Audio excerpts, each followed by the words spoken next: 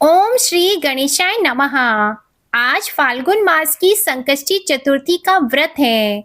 आप सभी को सकट चौथ व्रत की हार्दिक शुभकामनाएं। आज की इस वीडियो में आप सुनेंगे फाल्गुन संकष्टी चतुर्थी की व्रत कथा और चौथ माता की कथा। तो आप इन कथाओं को पूरा अवश्य सुनिएगा। प्रेम से बोलिए गणेश भगवान की जय। एक समय की बात है, एक नगर में एक राजा राज्य करता था। वह राजा बहुत ही आदर्श और धर्मात्मा थे। दीन दुखियों की मदद करते थे और अपने नगर में कुएं, बावड़ी, तालाब, धर्मशाला, गौशाला इत्यादि जगह जगह बनवाई थी। पूरे नगरवासियों को कोई चीज की कमी नहीं थी। अगर कोई प्रजा की समस्या होती तो राजा उन्हें चुटकियों में हल कर देते। राजा अपनी प्रजा से बच्चों की तरह बहुत प्यार करते थे। प्रजा भी अपने राजा से बहुत ही संतुष्ट और सुखी थी। उसी नगर में एक अत्यंत सज्जन ब्राह्मण रहते थे। उनका नाम था विष्णु शर्मा। विष्णु शर्मा के 7 पुत्र हुए। पुत्रों के जन्म के बाद विष्णु शर्मा की पत्नी का देहांत हो गया। उसके बाद बच्चों की जिम्मेदारी विष्णु शर्मा पर आ गई। तो उसी ने अपने बच्चों को पाल पोस कर बड़ा किया और फिर उन 7 की शादी कर दी। शादी के बाद में 7 बेटे अलग अलग रहने लगे। विष्णु शर्मा सकट चौथ का व्रत करते थे क्योंकि यह व्रत उनकी पत्नी पहले किया करती थी। उनकी देहांत के बाद में विष्णु शर्मा स्वयं सकट चौथ का व्रत करने लगे। वे हर साल बड़ी ही श्रद्धा भाव से चौथ माता का व्रत करते, कथा सुनते, पूरे विधि विधान से पूजा अर्चना करते। तो इस तरह सालों बीत गए। जब विष्णु शर्मा की वृद्धावस्था आई तो उन्होंने सोचा कि इस व्रत की जिम्मेदारी अब मैं अपने बच्चों को सौंप दूंगा। तो यह सोचकर उन्होंने अपने 7 पुत्रों को बुलाया और कहा कि बेटा, अब मेरी तो उम्र हो चली है, तुम ऐसा करो, जो व्रत आज तक मैं करता आया हूँ उस व्रत को तुम करो। तो अपने पिताजी की बात सुनकर उसके 7 पुत्र बोले कि पिताजी, हमें तो सुबह सवेरे जल्दी ही काम के लिए निकलना पड़ता है, तो इसके लिए अच्छा है कि आप अपनी बहुओं से बोल दो, वही इस व्रत को करेंगी। तो विष्णुदत्त ने कहा कि ठीक है बेटा। तो दूसरे दिन विष्णु शर्मा अपने 7 बहुओं को बुलाने गए और कहा कि बेटा, यह सकट चौथ का व्रत है जो तुम्हारी सास करती थी। उसी की वजह से आज हमारे घर में अन्न धन की कोई कमी नहीं है। उसके जाने के बाद मैं इस व्रत को नियम से करता आया हूँ। अब मेरी दिल से इच्छा है कि अब इस व्रत को तुम करो, ताकि हमारे गणेश पूजन और व्रत की परंपरा बनी रहे। तो अपने ससुर की बात सुनकर 6 बहुओं ने बहाना बनाकर व्रत करने से मना कर दिया।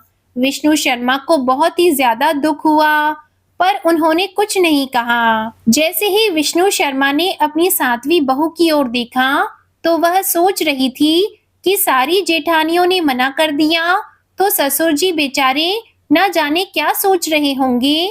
कितनी मुश्किल से इन्होंने अपने बच्चों को पाल पोस कर बड़ा किया, पढ़ाया लिखाया, फिर इनकी शादी की और आज एक काम के लिए हमें बोल रहे हैं। अगर मैंने भी मना कर दिया तो इनके दिल पर क्या बीतेगी।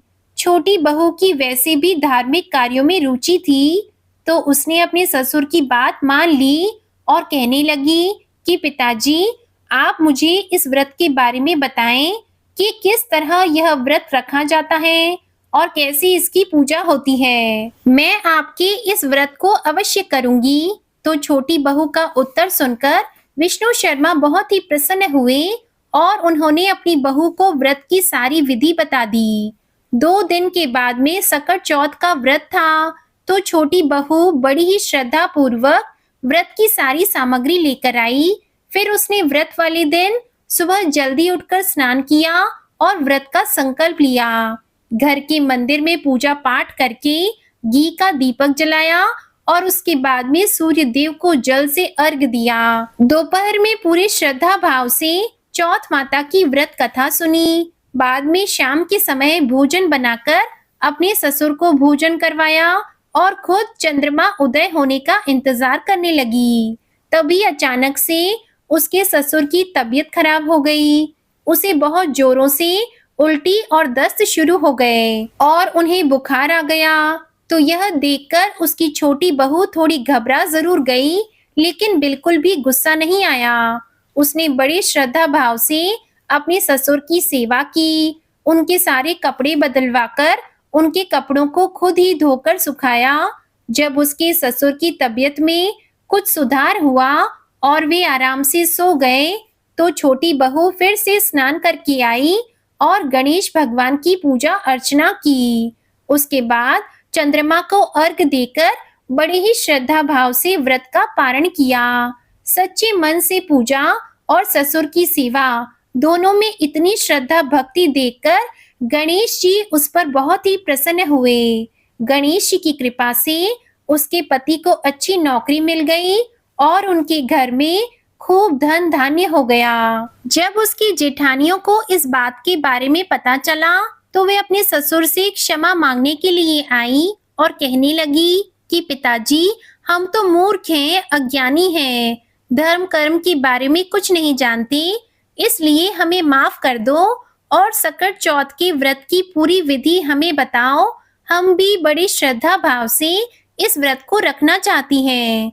तो अपनी बहुओं में आए बदलाव को देखकर विष्णु शर्मा बहुत ही प्रसन्न हुआ और उसने अपनी बहुओं को व्रत की सारी विधि बताई। व्रत का सारा विधान जानकर सारी बहुओं ने व्रत का संकल्प लिया। उसके बाद सातों बहुएं सकट चौथ का व्रत बड़े ही श्रद्धा भाव से करने लगी। तब गणेश भगवान की कृपा से उन सातों बहुओं को बहुत ही सुंदर पुत्रों की प्राप्ति हुई। श्री गणेश जी की कृपा से सभी का स्वभाव सुधर गया और सारे के सारे मिलजुल कर रहने लगी।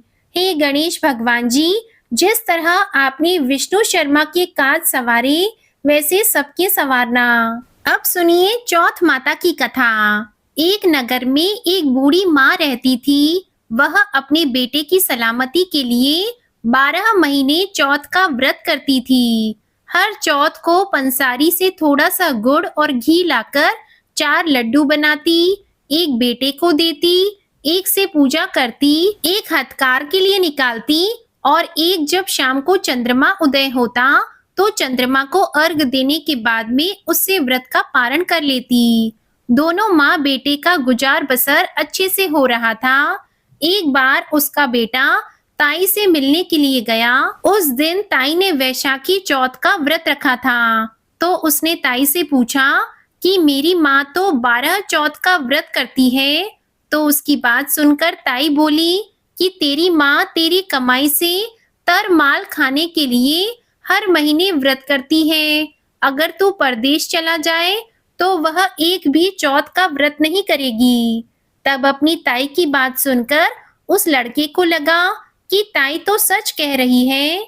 मेरी माँ तो सच में ही मेरी कमाई को यूं ही उड़ा रही है। तो वह गुस्से में घर आया और आकर माँ से कहा कि माँ, मैं परदेश जा रहा हूँ। तो उसकी माँ ने कहा कि बेटा, ऐसी क्या बात हो गई? तू मेरा एकमात्र सहारा है। तेरे बिना यहाँ पर मेरा कोई नहीं है। मैं अकेली यहाँ पर कैसे रहूंगी? तो वह बोला कि माँ, तू मेरी कमाई तो खाने पीने में ही उड़ा देती है और बहाने बनाती है कि मेरी सलामती के लिए तू 12 मासी चौथ का व्रत करती है। आज मुझे सब कुछ पता चल गया है, इसलिए मैं परदेश जा रहा हूँ।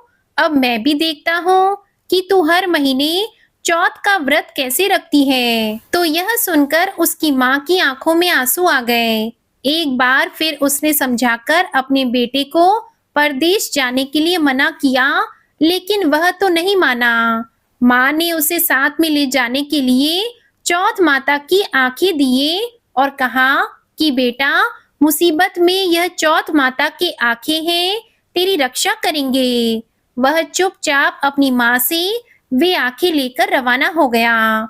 चलते चलते रास्ते में एक नदी आई, तो उसने उस नदी में आंखें डालकर कहा कि हे चौथ माता, मेरे लिए यहाँ पर रास्ता बन जाए। तो चौथ माता की कृपा से उस नदी के ऊपर एक बड़ा सा पुल बन गया जिसे पार करके वह दूसरे नगर को पहुंच गया। वहां जाकर उसने देखा कि एक बूढ़ी माई साथ में रो रही है और पुए भी बना रही है। तो उसने पूछा कि बूढ़ी माई, तुम रो क्यों रही हो? तो बूढ़ी माँ ने कहा कि बेटा, इस नगर की पहाड़ी पर एक दैत्य रहता है।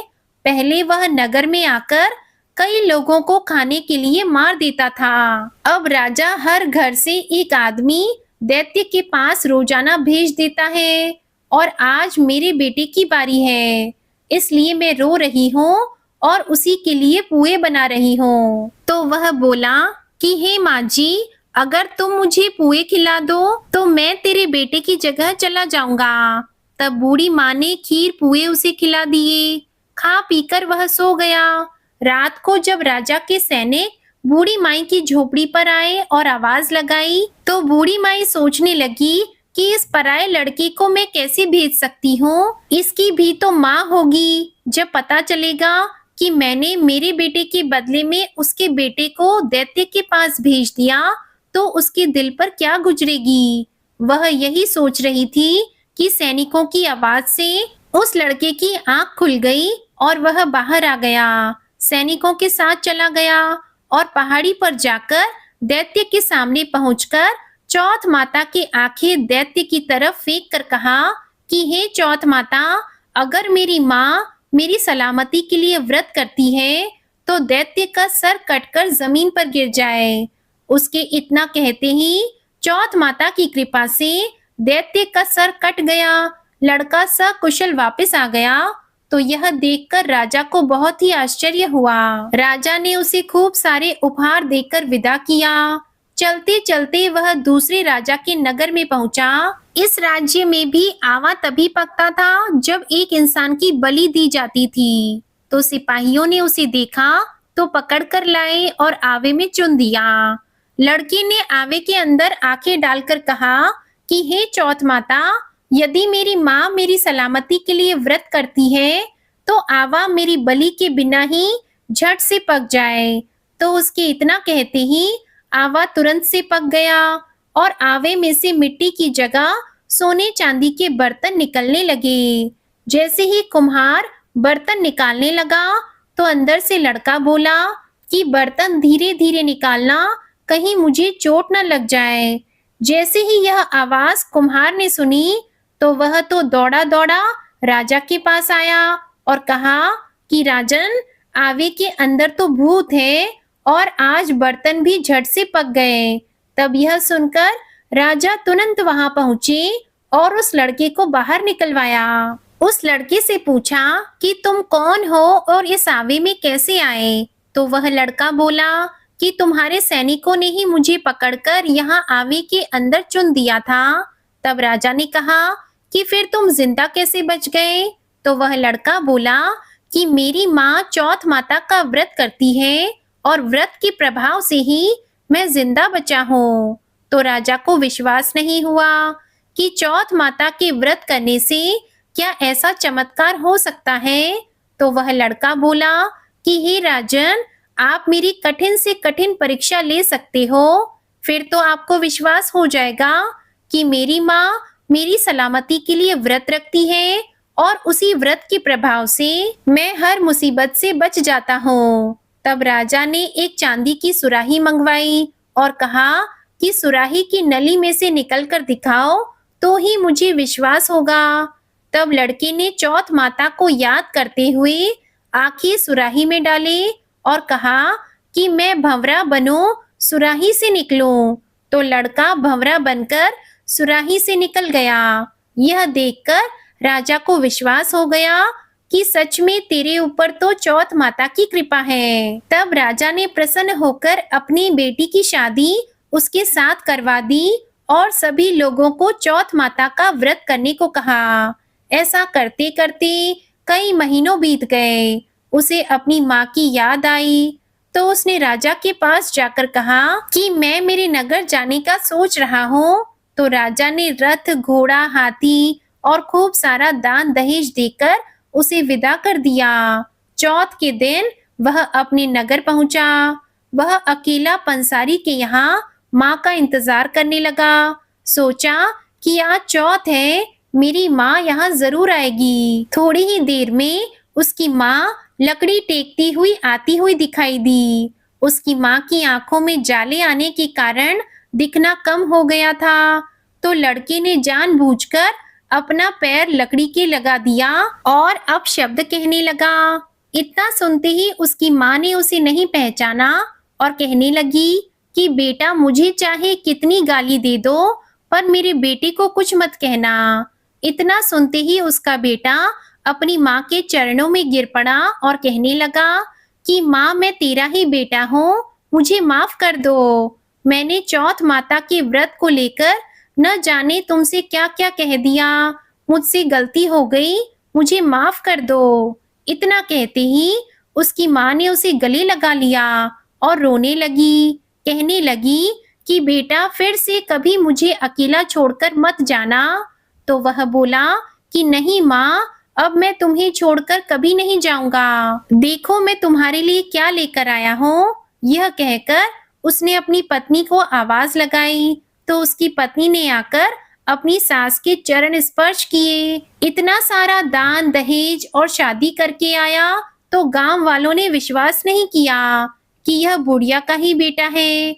तो बूढ़ी माँ ने चौथ माता को याद करके कहा कि हे चौथ माता, यदि मैं अपने बेटे के लिए व्रत करती हूँ और ये मेरा ही बेटा है, तो मेरे स्तन दूध से भर जाए और उसकी धार मेरे बेटे की दाढ़ी पर और बहू की साड़ी पर गिरे। तो चौथ माता की कृपा से ऐसा ही हुआ। गांव के सारे लोग चौथ माता की जय जयकार करने लगे।